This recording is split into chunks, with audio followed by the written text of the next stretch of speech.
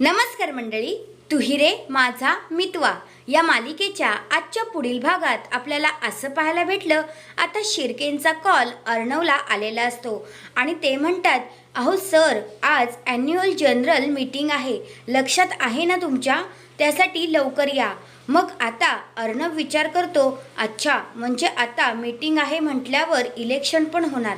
दुसऱ्या बाजूला आता ही खबर मामींना लागलेली असते, म्हणून आता ज्या मामी आहेत त्या आपल्या सुनेचे कान भरत असतात आणि म्हणत असतात, काही हो पण आकाश या पदावर बसला पाहिजे, मगच तुमचं सगळं काही चांगलं होईल.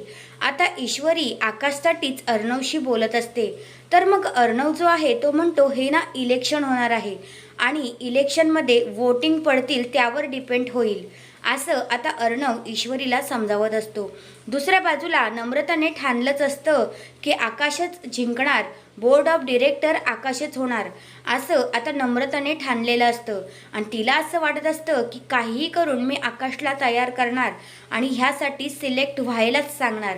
आता ज्या वल्लरी मामी आहेत त्या म्हणतात, शब्बास सुनबाई, असं म्हणून आता नम्रताची पाठ थोपटतात. मग हा आहे आजचा पुढील भाग. तुम्हाला कसा वाटला ते कमेंट करून नक्कीच सांगा.